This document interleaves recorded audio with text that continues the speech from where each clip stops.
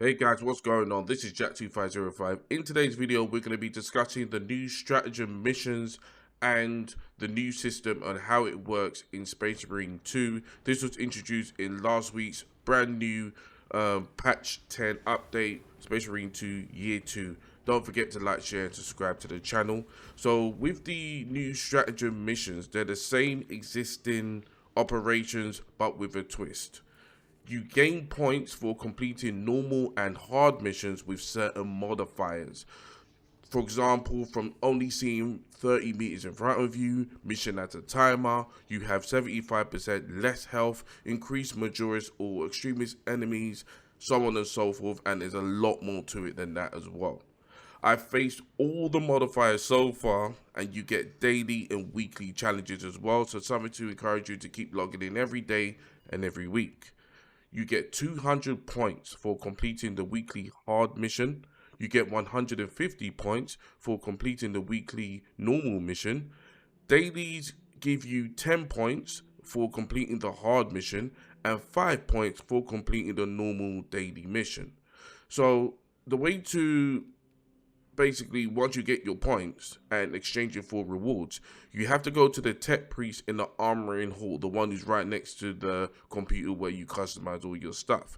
He now allows you to exchange these points for heroic weapons and top bling as well, top drip. The points earned, they can be basically exchanged for these things. Right now, I'm grinding for the weapons first, then the drip later. So far, I've earned the Xenophase Blade and the Chorola Teeth Blade. Both weapons are balanced weapons. Weapons are the most expensive, costing 300 points. You can also earn the Combi Melter Bolt Rifle, which allows you to use an alternative firing mode. The Bolt Pistol, it allows you to fire in 3-round bursts, think Robocop. And then the combat knife, after a perfect dodge, the next light strike deals 75% more damage and can be stacked up to 3 times. Again, this is a balanced weapon from what I can remember. The relic battle worn heavy plasma. So in the heavy stance, you get an increased fire rate instead of charged shots. And with Troller's Teeth, you can chain punch heavy attacks into shoulder barge. I have to still kind of figure that one out yet. I haven't quite got the grasp of it. Xenophase Blade power rake waves are wider and deal 20% more damage. So once I obtain all the weapons, I'll do a review on all of them in one video, and that's probably going to take a few weeks. But for now, I want to talk about the modifiers. Some modifiers are great, some of them are not. At the moment, the one that really gets my nerves is the slow. You only get ultimate recharge after kills, but when you get the kills, the sort of recharge rate is extremely low to the extent where you're probably going to use your ultimate pushing it once a game. That one. The other one is the 75% less health. That was on the weekly this week, and it was an absolute nightmare. I thought it was harder than the first week, in my opinion. You can, of course, give your opinion in the comment section below. There is a bit of a debate about that, but every minorist, it felt like everyone was a boss. 2 scratches and you were dead, and that was it. I love for the Emperor, where you get a temporary damage boost. So every time you scream for the Emperor, especially in the Fall of Arceus mission, make sure to use that, because that will sort of compensate for the lack of ultimate that you're going to be using in that mission. I've also put up Reddit posts in regards to the missions, how it's going, my progress, and getting other people's feedback as well.